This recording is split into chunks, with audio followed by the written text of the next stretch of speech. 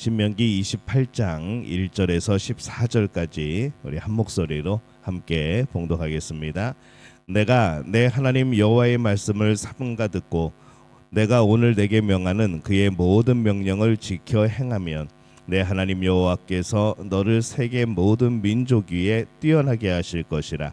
내가 내 하나님 여호와의 말씀을 청종하면 이 모든 복이 내게 임하며 내게 이르리니 성읍에서도 복을 받고 들에서도 복을 받을 것이며 내 몸의 자녀와 내 토지의 소산과 내 짐승의 새끼와 소와 양의 새끼가 복을 받을 것이며 내 광주리와 떡반죽 그릇이 복을 받을 것이며 내가 들어와도 복을 받고 나가도 복을 받을 것이니라. 여호와께서 너를 대적하기 위해 일어난 적군들을 내 앞에서 패하게 하시리라. 그들이 한 길로 너를 치러 들어왔으나 내 앞에서 7길로 도망하리라. 여호와께서 명령하사 내 창고와 내 손으로 하는 모든 일에 복을 내리시고 내 하나님 여호와께서 내게 주시는 땅에서 내게 복을 주실 것이며 여호와께서 내게 맹세하신 대로 너를 세워 자기의 성민이 되게 하시리니 이는 내가 내 하나님 여호와의 명령을 지켜 그 길로 행할 것임이니라. 땅의 모든 백성이 여호와 이름이 너를 위하여 불리는 것을 보고 너를 두려워하리라.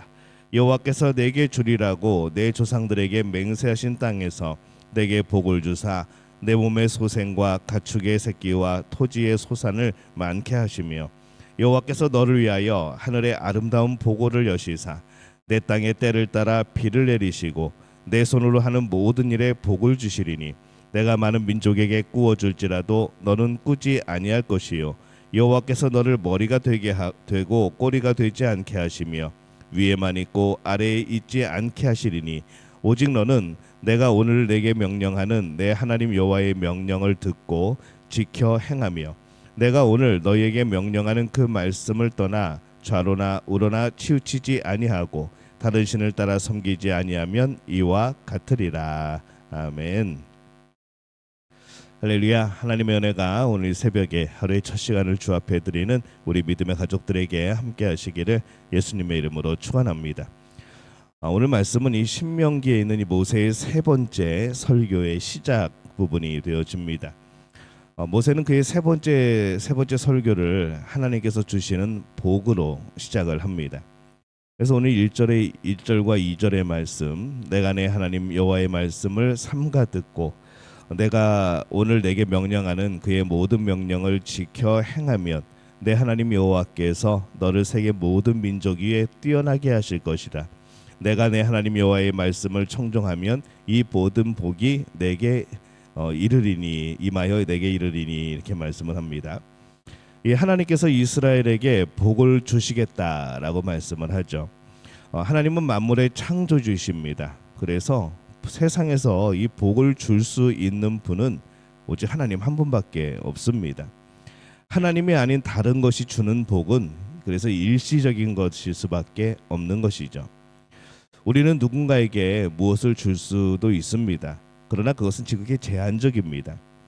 우리가 가진 것 안에서 우리는 주게 되어 있고 또 그것이 영원하지도 않습니다.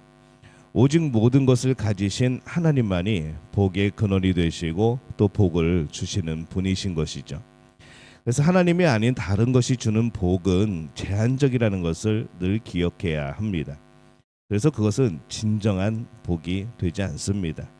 오직 하나님께서 주시는 복이 무한하고 영원합니다. 그래서 진정한 복이 되어지시는 것이죠. 하나님께서 복을 주실 때에 근데 조건이 있다는 것을 우리가 기억을 해야 합니다. 말씀을 듣고 말씀을 지켜 행하면 복을 주신다라고 말씀을 합니다. 복을 받는 조건이죠. 이 복을 받는 조건이 있다는 것에 대해서 우리는 좀 불편해하는 경향들이 있습니다.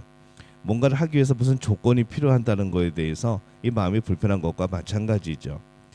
그래서 이 복에 대해서도 그냥 복을 주시면 얼마나 좋을까라고 생각을 하는데 여기에 조건이 붙어 있다고 하니까 이게 또 불편한 그런 사람들이 있는 겁니다. 근데 오늘 말씀은 분명하게 조건을 말씀하고 있습니다. 말씀을 읽고 지키는 것, 말씀을 알고 지키는 것, 이 하나님의 복을 받는 충분한 조건이 아니라 근데 이것은 필요의 조건인 것이죠. 이것을 하면 모든 사람들이 모두 다 풍성하게 복을 받는가?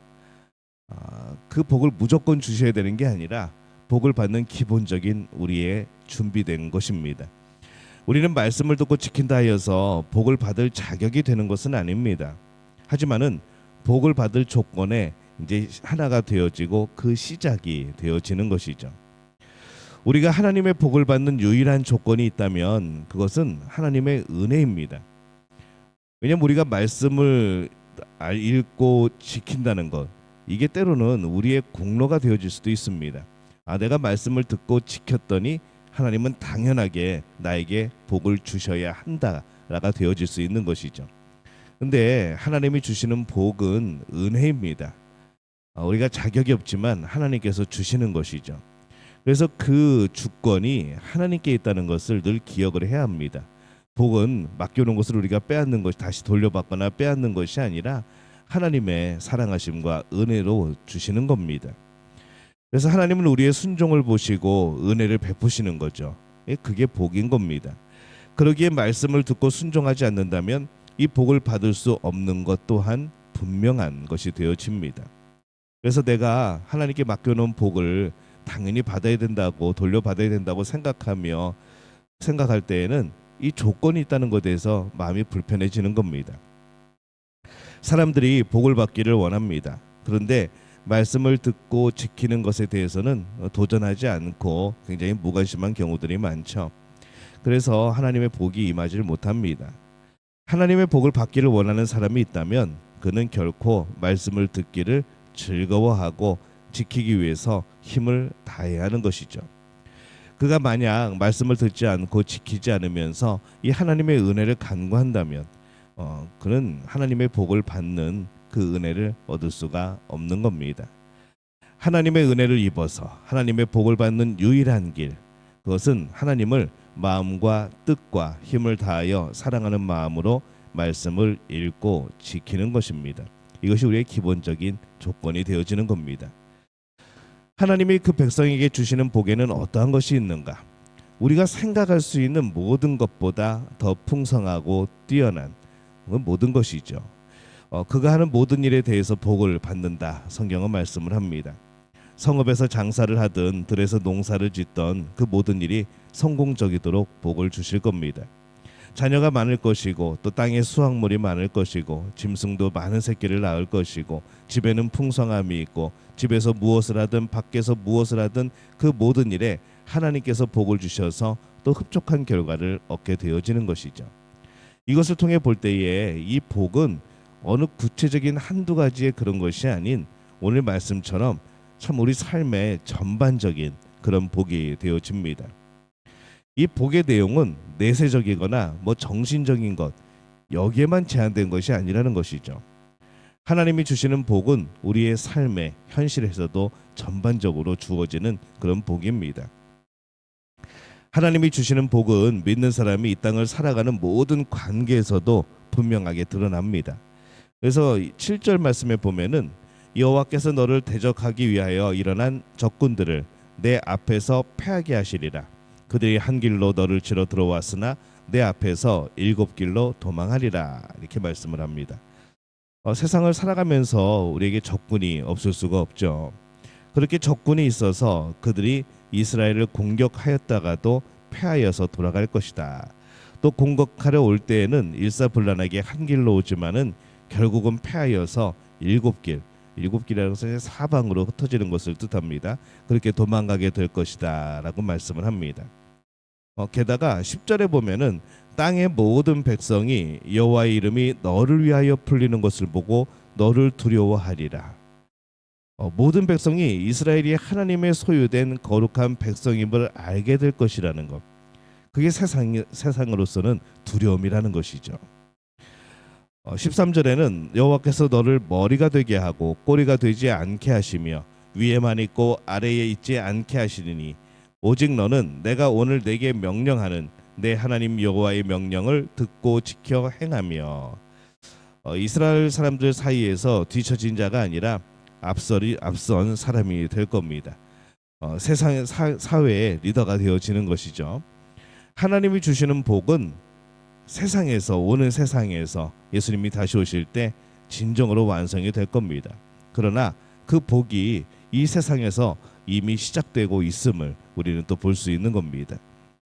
이 세상에 믿지 않는 사람들과의 관계에서 복이 드러난다는 것을 또 말씀을 합니다. 말씀을 지키지 않는 사람과 말씀을 지키는 사람들 사이에서 경쟁이 벌어질 때 겉으로는 우리는 이 세상 사람들을 이길 방법이 없습니다. 그들이 사용하는 방법, 그들이 사용하는 여러 가지 도구들, 도저히 우리가 이길 방법이 없죠. 왜냐하면 우리는 제약이 많습니다. 이 말씀을 우리는 지켜야 되는 것이 가장 우선적이기 때문에 그렇습니다. 그러나 오히려 우리가 이 말씀 안에서 살아야 된다는, 하나님의 방법을 사용해야 된다는 이 제약이 바로 우리에게 오히려 복이 되어지고 우리로 하여금 하나님이 주시는 복의 통로가 되어지는 것이죠. 하나님의 말씀을 지켜 행하면 하나님께서 인도하십니다. 사람들 속에서도 리더가 되도록 하나님께서 복을 주시는 겁니다. 하나님께서 그의 백성에게 복을 주십니다. 하나님만이 복을 주시는 유일한 분입니다. 하나님께서 주시는 복은 이 땅에서의 복이라고 할지라도 영원한 복과 연결되어지는 것이죠. 그래서 하나님께서 주시는 복은 이 땅에서의 복도 영원하고 복된 것이 되어집니다. 왜냐하면 영원히 받을 복을 이 땅에서 우리는 먼저 경험을 하고 받는 것이죠. 하나님께서 주시는 복이 이게 참 매우 포괄적이라는 것을 기억했으면 좋겠습니다. 우리는 늘 한두 가지 분야에서 이게 뭔가 복이 되었으면, 이 복을 받았으면 하는 이제 그런 마음들이 있죠. 그런데 하나님이 약속하시는 복은 우리의 한두 가지 소망이 아니라 우리 삶의 전반적인 그런 복인 겁니다. 마음과 육체와 물질과 사람들 사이의 관계 등 이 모든 면에 있어서 그러한 것이죠. 그러기에 하나님의 사람은 모든 면에 있어서 하나님의 인도하심을 구해야 합니다. 이미 그것이 복의 자리에 있는 겁니다.